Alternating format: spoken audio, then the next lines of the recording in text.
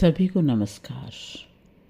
आप सब अपने जीवन में सुख और शांति प्राप्त करना चाहते हैं और अपने मन पर नियंत्रण प्राप्त करना चाहते हैं, अपने वासनाओं से मुक्ति प्राप्त करना चाहते हैं और ये बिल्कुल भी असंभव बात नहीं है और इसके लिए कोई सन्यासी बनने की भी आवश्यकता नहीं है। आप अपने दैनिक कार्यों को करते हुए इन परिस्थितियों को प्राप्त कर सकते हैं। आप आनंद को प्राप्त कर सकते हैं। तो आखिर यह कौन सी पद्धति है जिससे हम संसार में रहते हुए आनंद की स्थिति को प्राप्त कर सकते हैं? हाँ साथियों, अगर आप अपने पंच कोशों को जान जाएं, आपका ये शरीर उतना ही नहीं है जितना ये दिखाई देता है। इसके 5 आवरण हैं और पांचों आवरण क्या हैं, आज हम इस वीडियो में उसी की चर्चा करेंगे। इनको जानने से पहले आइए एक छोटी सी कहानी सुनते हैं। यह कहानी पंचकोश ध्यान के बारे में आपकी समझ को और सुदृढ़ करेगी। तो आइए प्रारंभ करते हैं। प्राचीन काल की बात है। एक बड़े ही महान गुरु हुए। उनके पास बहुत सारे शिष्य विद्या प्राप्त करने के लिए आते थे। उनके शिष्यों में एक उनका अपना बेटा भी था। गुरु का पुत्र अन्य शिष्यों की अपेक्षा अधिक मेधावी और पढ़ने में अधिक बुद्धिमान था, लेकिन गुरुदेव उनके साथ वैसा ही व्यवहार करते थे जैसा अन्य शिष्यों के साथ किया करते थे। जब गुरु पुत्र की शिक्षा दीक्षा पूर्ण हुई तो उन्होंने एक प्रश्न अपने पिता से पूछा, जो उनके गुरु भी थे। उनसे प्रश्न किया, हे गुरुदेव, ईश्वर क्या है? इस पर गुरु ने बस एक वाक्य में उत्तर दिया, ईश्वर अन्न है। जो हम खाते पीते हैं वो ईश्वर है। उसे अन्न की साधना करनी है। उसे अन्न और अन्न से बने हुए शरीर पर शोध करना है। इसलिए वह वहाँ से चला गया और अन्न और शरीर के बारे में शोध करने लगा।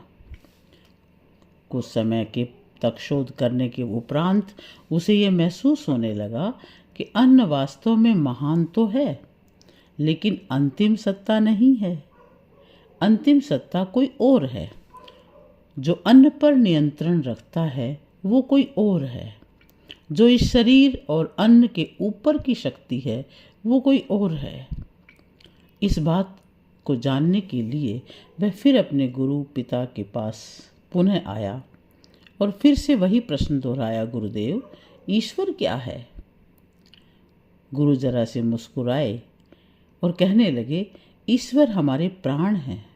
वो श्वास है जो हम लेते हैं, वही ईश्वर है। शिष्य वहाँ से पुनः चला गया। अब उसे प्राणों की साधना करनी थी। उसने प्राणायाम और सभी तरह के श्वास की पद्धतियों का अध्ययन किया, उन पर नियंत्रण प्राप्त किया और अंत में उसने निष्कर्ष निकाला कि प्राण भी अंतिम सत्ता नहीं है। ऐसी कौन सी शक्ति है, ऐसी कौन सी सत्ता है जो प्राण को भी नियंत्रित कर रही है? प्राण की बात समझ आने के पश्चात वह पुनः अपने गुरुदेव के पास गए और हाथ जोड़े और कहने लगे, गुरुदेव, ईश्वर क्या है? इस बार गुरुदेव की मुस्कान थोड़ी और चौड़ी हो गई। उन्होंने फिर एक वाक्य में उत्तर दिया, ईश्वर मन है। मन पर नियंत्रण पाना ही ईश्वर को पाना है। और उसके बाद गुरुदेव फिर शांत हो गए। पुत्र ने समझा कि मन ही ईश्वर है, तो मन के बारे में पूरा अध्ययन करना है, मन पर ही नियंत्रण पाना है। उसने योग विद्या का अध्ययन किया, मन की तमाम स्थितियों के बारे में जानकारी प्राप्त की। उन्होंने अंततः अपने मन पर नियंत्रण स्थापित कर लिया। अब वो मन के हिसाब से नहीं, मन उनके हिसाब से चलने लगा। लेकिन उसके बाद भी उन्हें लगा कि अभी कोई और सर्वोच्च शक्ति है जिसे जानना अभी बाकी है। उससे रहा नहीं गया। एक बार फिर अपने गुरु और अपने पिता के पास पहुँचे, हाथ जोड़कर खड़े हुए और फिर से पूछने लगे, हे गुरुदेव, ईश्वर क्या है? अब गुरुदेव थोड़ा और मुस्कुराए और उन्होंने शिष्य की तरफ देखते हुए प्रेम के साथ कहा, ईश्वर ज्ञान है बेटा, बुद्धि है। जब तुम ज्ञान को प्राप्त कर लोगे तो ईश्वर को भी प्राप्त कर लोगे। शिष्य वहां से चला गया। उसने ज्ञान मार्ग की साधना आरंभ कर दी। मन पर भी उसका नियंत्रण पहले से हो गया था, श्वास पर भी नियंत्रण हो गया था, शरीर के बारे में भी ज्ञान हो गया था। इसलिए उनकी साधना जल्दी ही पूरी हो गई। उसने ज्ञान से, बुद्धि से समस्त क्रियाओं को जाना और अंत में सारी क्रियाओं को समझने के पश्चात उन्हें लगा कि अभी कुछ और भी जानना बाकी है। पूर्ण शांति की अनुभूति नहीं हो रही है। फिर वो गुरुदेव के पास पुनः पहुँचे और कहने लगे, गुरुदेव, मुझे शांति कहाँ मिलेगी? तब गुरुदेव ने कहा कि हे पुत्र, ईश्वर आनंद है। आनंद के रूप में ही हम ईश्वर को प्राप्त कर सकते हैं। जैसे तुम अपने मन, अपने ज्ञान, अपने प्राण और अपने शरीर से ऊपर उठकर सुख और दुख से मुक्त हो जाओगे तो तुम्हें ईश्वर की प्राप्ति हो जाएगी। आनंदमय स्वरूप में रहना ही ईश्वर को पा लेना है। शिष्य अब तक परिपक्व हो चुका था। उसने योग और दर्शन के तमाम बातें जान ली थी। वो समझ गया कि अब करना और कुछ शेष नहीं है, बल्कि कर्मों का त्याग ही अंततः ईश्वर तक पहुंचाएगा। और वह फिर आनंद में लीन होने लगा। और आनंदमय कोश ये कोई भौतिक स्थिति नहीं है, ये मन की स्थितियां हैं। गुरुदेव चाहते तो अपने शिष्य, अपने पुत्र को प्रारंभ में ही बता देते कि आनंद ही ईश्वर है, सुख और दुख से मुक्त हो जाना ही ईश्वर है, राग और द्वेष से ऊपर उठना ही ईश्वर है, कर्मों को त्याग करना ही ईश्वर को पा लेना है। लेकिन वो जानते थे कि कह देना जितना आसान है, करना उतना ही मुश्किल है। आप एक ही बार में छलांग लगाकर आनंदमय कोष तक नहीं पहुंच सकते हो। इसके लिए आपको कदम दर कदम चलना होगा और मंजिल पर पहुंचने से पहले तमाम रास्तों से गुजरना होगा। इसलिए उन्होंने अपने पुत्र को पहले 4 कोशों की शिक्षा दी और उनके बाद अंत में आनंद के कोश के बारे में बताया। हमारे योग दर्शन में भी इन 5 कोशों को साधने की साधना की स्थितियां बताई गई हैं और यह साधना हमें प्रत्येक दिन कर सकते हैं। हम प्रत्येक दिन 5 कोशों को साधने का अभ्यास कर सकते हैं और प्रतिदिन हम अन्नमय कोश से आनंदमय कोश में स्थानांतरित हो सकते हैं, क्योंकि सामान्यतः हमारा मन अन्नमय कोश में ही रहता है। हम हमेशा अन्न के लिए ही प्रयास करते हैं और उसके पश्चात हम अपने प्राणों की चिंता करते हैं। जब अन्न और प्राण की चिंता समुचित रूप से शांत हो जाती है, तब हम मन, ज्ञान और आनंद के बारे में सोचते हैं। लेकिन यदि हम प्रतिदिन पंचकोश का अभ्यास करेंगे तो हम प्रतिदिन ही 5 स्थितियां प्राप्त कर लेंगे और फिर हम अंततः एक समय ऐसा आएगा कि आनंदमय कोश में हमेशा के लिए स्थित हो जाएंगे और सुख और दुख से मुक्त हो जाएंगे। कर्मों का त्याग करते हुए संसार में रहने लगेंगे।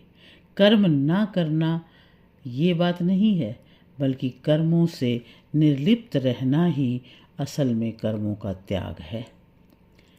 कर्मों को करते हुए भी उनके फलों से बहुत प्रभावित न होना, दुख का अनुभव न करना, ये कर्मों का त्याग है।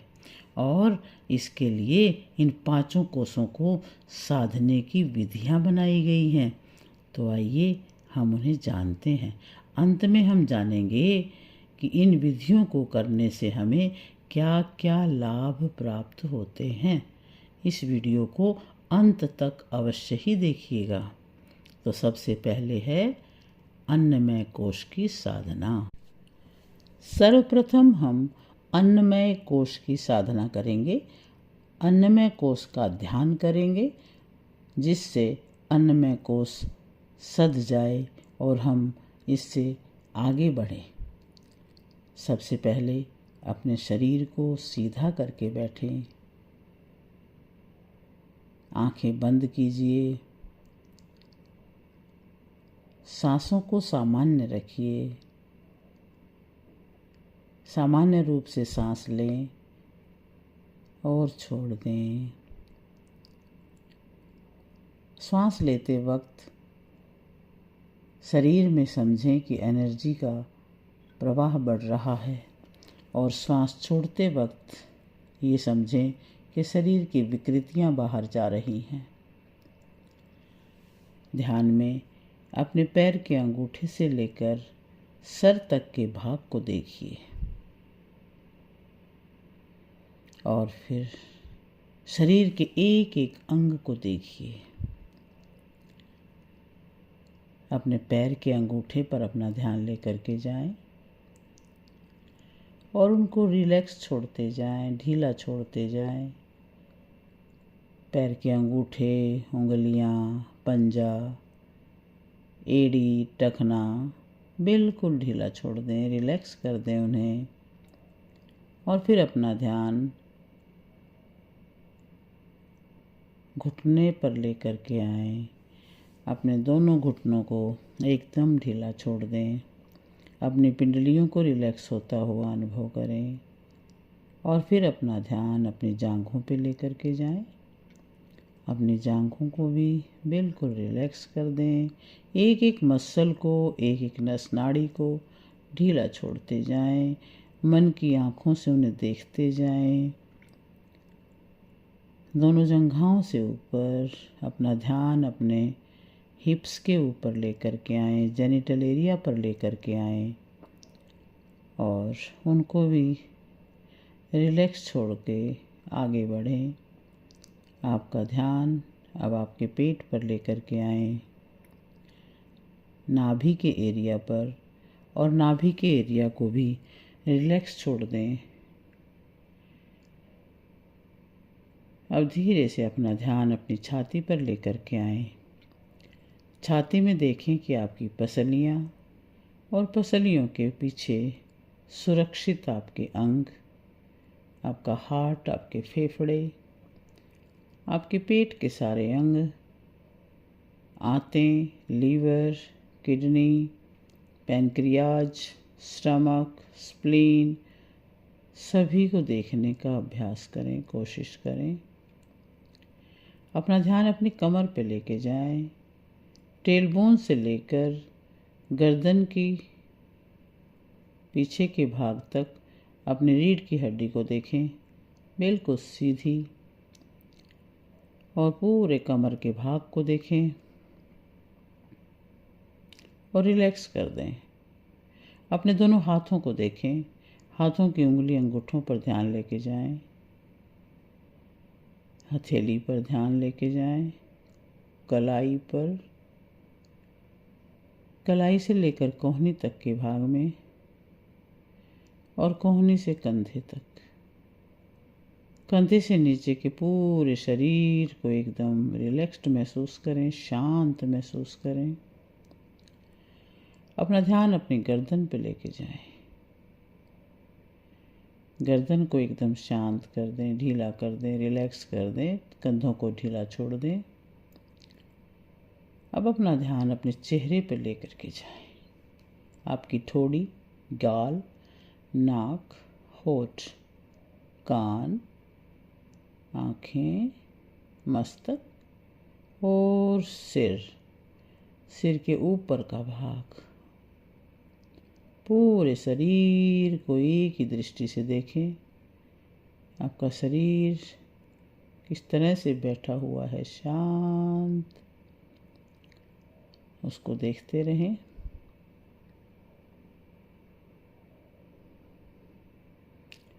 और बोल दें अपने शरीर को कि शांत होके बैठे रहे। सारे अंगों को बोल दें कि सभी अंग शांत हों, शीतल हों, रिलैक्स हों। और इसके बाद गहरी और लंबी सांस लें। अपने मन को भीतर लेके जाएं। भीतर के अंगों को देखें। आपका पाचन तंत्र कैसे काम कर रहा है, उसको देखें। कैसे भोजन मुख के अंदर से आपके पेट में जाता है, कैसे एसिड्स या सलाइवा उसे पचाता है, कैसे लीवर फंक्शन कर रहा है, कैसे किडनी अपना फंक्शन कर रही हैं, और किस प्रकार हृदय में रक्त का संचार किस तरह से शुद्ध होकर के रक्त जा रहा है पूरी नस नाड़ियों में। सारे फंक्शंस अपने अंदर के अंगों के अंदर की मशीनरी को चलते हुए देखें और फिर उनको निर्देश दें कि शांत हो, शांत हो, शांत हो। और इस प्रकार ये आपका अन्नमय शरीर है जो आपने शांत किया है। अपने अन्नमय शरीर को, शरीर के बाह्य आवरण को और शरीर के अंदर की मशीनरी को आप बिल्कुल रिलैक्स अपना फंक्शन करते हुए देखें। और अब आप प्रस्थान करें प्राणमय कोश की तरफ। प्राणमय कोश के लिए आप इसी तरह शांत अवस्था में सुखासन की स्थिति में बैठे रहिए। एक एक करके पांचों प्राण, अपान, उदान, समान, व्यान, इनके स्थानों पर ध्यान केंद्रित कीजिए। इन सभी प्राणों के स्थान और उनके चक्र सब अलग अलग हैं। उदान का स्थान है विशुद्धि चक्र जो गले में स्थित है। अपना ध्यान अपने गले में लेकर के जाएं और वहाँ पर देखें कि प्राण किस तरह से गले के अंदर उतर रहे हैं। अब अपना ध्यान अपने प्राणों के स्थान अनाहत चक्र पर लेकर के जाएं जो हृदय में है।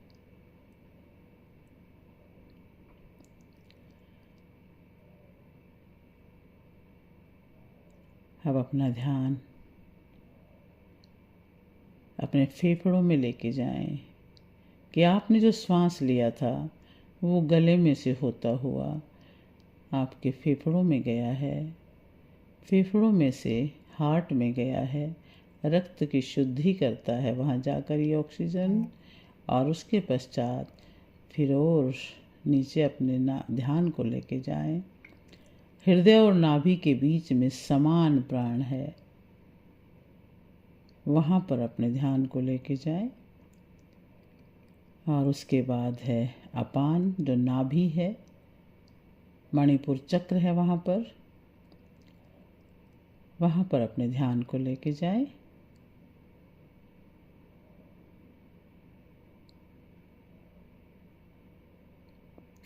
और व्यान का स्थान पूरा शरीर है।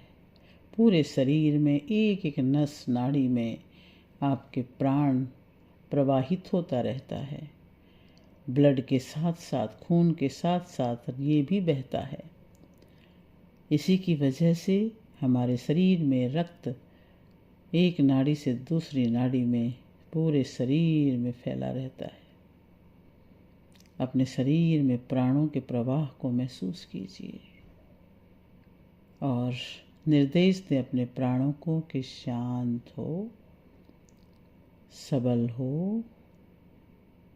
अपने पूरे शरीर को शांत और प्राणों को प्रवाहित होता हुआ महसूस करें।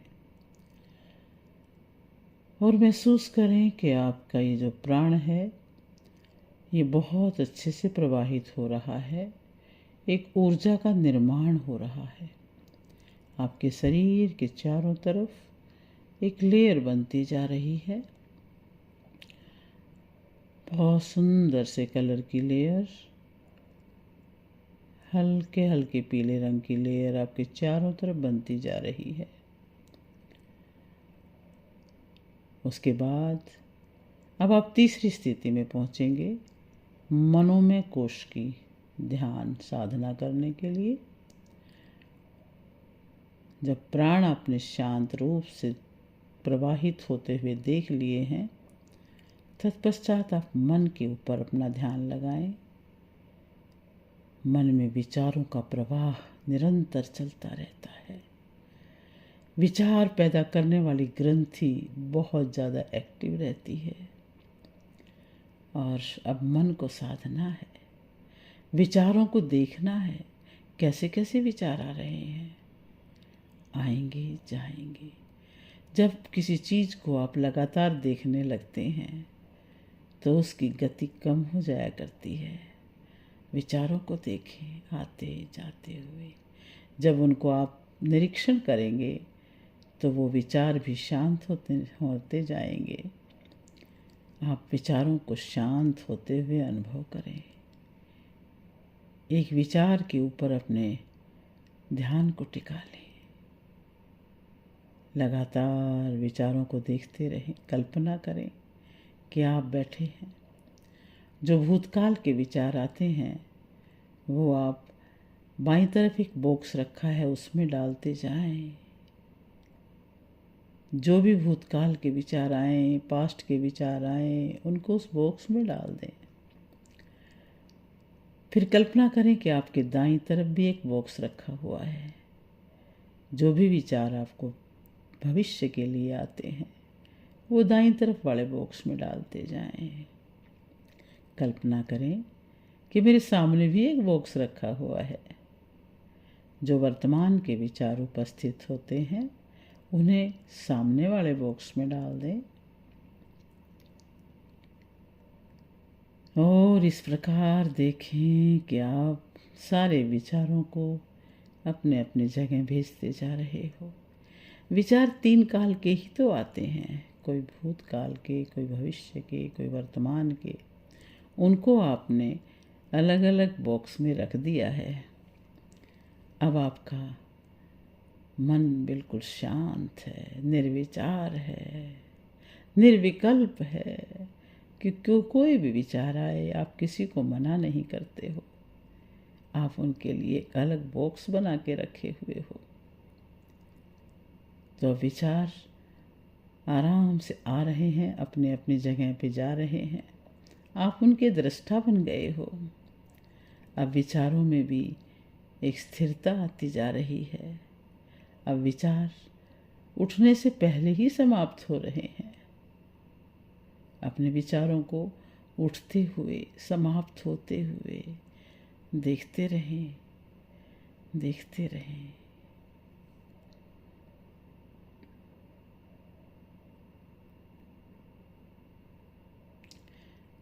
मन के विचार भी अब शांत होते जा रहे हैं। आपके शरीर की सारी गतिविधियाँ धीरे धीरे शांत भाव में आती जा रही हैं। आपके प्राणों में भी स्थिरता आ रही है। आपके मन के विचारों में स्थिरता आ रही है। और अब आप विज्ञान में कोश की साधना के लिए आगे बढ़ रहे हो। बुद्धि को, अपनी बुद्धि को देख रहे हो। विज्ञान में कोश की साधना आपकी इंद्रियों को नियंत्रित करती है। आप प्रत्येक इंद्री के गुण, कर्म, स्वभाव पर ध्यान लगा रहे हो। आपकी आंखें क्या देख रही हैं? कौन से विचार हैं जो आपको शांत कर सकते हैं? कौन से दृश्य हैं जो आपको शांत कर सकते हैं? आप उन्हीं का ध्यान कर रहे हो। कानों का गुण है सुनना, ध्वनि को पहचानना। आप अनुभव कर रहे हो कि कौन सी ध्वनि आपको शांत करती है, आपको आनंद देती है।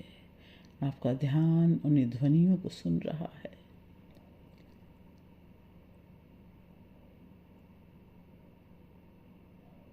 आपकी कान और आँख आपके वश में होते जा रहे हैं। आपको उनके गुण और कर्म अच्छे से समझ में आ रहे हैं। अपना ध्यान अपनी इंद्रियों पर, उनके कर्मों पर, उनके गुणों पर आप नियंत्रित करते जा रहे हो। कहाँ बैठने से आपको अच्छी फीलिंग आती है, आप उस पर ध्यान लेके जा रहे हो। और अब आपका ध्यान आपकी इंद्रियों पर, आपके फीलिंग्स पर, आपकी भावनाओं पर टिकता जा रहा है और आपके वाइब्रेशंस बढ़ते जा रहे हैं। आपके अंदर से एक हल्के हल्के आसमानी कलर की जो ऊर्जा है वो बाहर दूर दूर तक जा रही है, क्योंकि शांत वातावरण दूर दूर तक शांति फैला रहा है। आपके शरीर के चारों तरफ 4 अलग अलग लेयर आपको अलग अलग दिख रही हैं। आपके शरीर के ऊपर एक लेयर थी जो थोड़े से डार्क कलर की थी। आपके प्राण में शरीर के साथ एक लेयर बनी। उसके बाद एक और लेयर आपको दिखाई दे रही है आपके मन की। आपके मन के शांत होने से वो आपकी लेयर, वो आपकी आभा मंडल और विस्तृत होता जा रहा है। आपकी बुद्धि के शांत होने से आपका आभा मंडल और विस्तृत होता जा रहा है और एक हल्का हल्का सा आसमानी सा रंग बाहर की तरफ परिलक्षित हो रहा है। आपकी विज्ञान में कोश की साधना पूरी हो रही है और अब आप पहुंच रहे हो आनंदमय कोश की साधना से। जब आपने अपने शरीर को भी शांत महसूस कर लिया, शरीर के अंदर के मशीनरी को भी शांत महसूस कर लिया, आपके प्राणों में भी स्थिरता आ गई, मन भी शांत है, स्थिर है, निर्विचार हो गया है और बुद्धि, भावनाएं भी आपकी स्थिर हो गई हैं। भावनाओं को भी आप बहुत ध्यान से देख पा रहे हो। तो फिर आनंद ही आनंद है, कहीं कोई उद्विग्नता बची ही नहीं है। चारों तरफ आनंद ही आनंद है। आपके अंदर से एक बहुत सुंदर शांत लहरियाँ आपके आभा मंडल की चारों तरफ बढ़ती जा रही हैं और वो आपका आभा मंडल बहुत दूर दूर तक फैलता ही जा रहा है। आपको एक विशेष आनंद की अनुभूति हो रही है। आपके 5 कोश विकसित हो गए हैं। आपके 5 कोशों की साधना हो रही है। आप बंद आंखों से देख रहे हो कि आप सुख दुख से ऊपर उठ गए हो। आप एक दृष्टा बने हुए हो। आप हर चीज को देख रहे हो, पर आपके ऊपर उनका कोई असर नहीं हो रहा है। आप शांत और शीतल और ईश्वर के आनंद में सरोकार होते जा रहे हो। आप ईश्वर, जिस तरह के भी ईश्वर का ध्यान करना चाहो, आपके ऊपर निर्भर है। आप प्रकाश का ध्यान कर सकते हो, आप किसी साकार रूप का ध्यान कर सकते हो, आप निराकार को सोच सकते हो। जो आप चाहें वो सोचें, क्योंकि हर हर जगह ईश्वर ही है। हर जगह ईश्वर है। आप जिस किसी में भी ध्यान लगाएंगे वो ईश्वर है और धीरे धीरे निराकार में परिवर्तित होकर संपूर्ण जगत ईश्वरमय हो गया है। चारों तरफ आनंद ही आनंद है, आनंद ही आनंद है। और इसी आनंद में आप थोड़ी देर तक बैठे रहिए। आप ओम की ध्वनि को ध्यान से सुनते रहिए। ये ब्रह्मांड की ध्वनि आपके कानों में गुंजायमान हो रही है।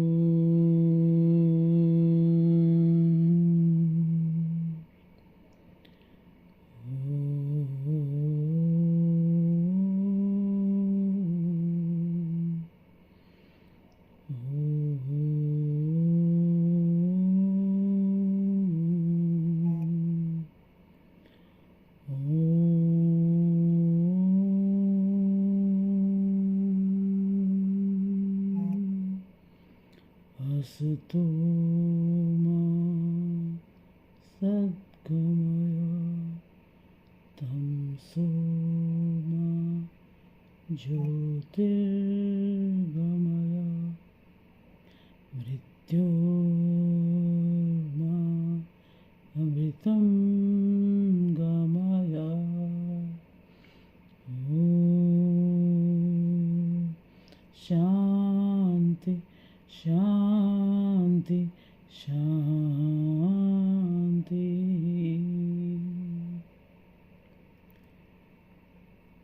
अब आप धीरे धीरे अपनी सामान्य अवस्था में आए।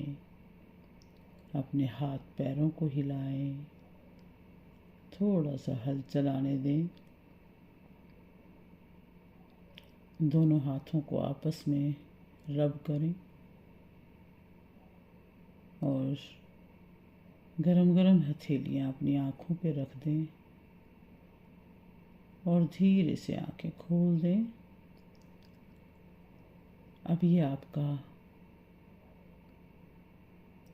पंच कोशों का ध्यान समाप्त होता है। इसी तरह से आप यदि कुछ दिन लगातार इस ध्यान को करते हैं तो आपकी ये आनंद की स्थिति सर्वदा बनने लगती है। पंच कोशों के ध्यान से बहुत लाभ मिलता है।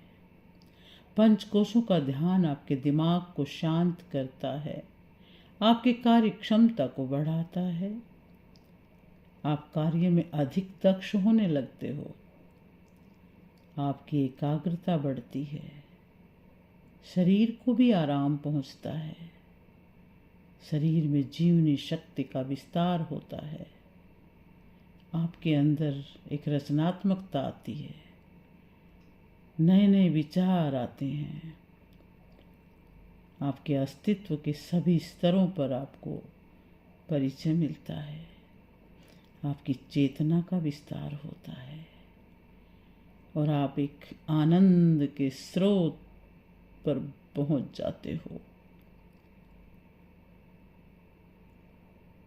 सर्वे भवन्तु सुखिनः, सर्वे सन्तु निरामया, सर्वे भद्राणि पश्यन्तु, मा कश्चित् दुःखभाग् भवेत्। ॐ शान्ति शान्ति शान्तिः। बहुत बहुत धन्यवाद।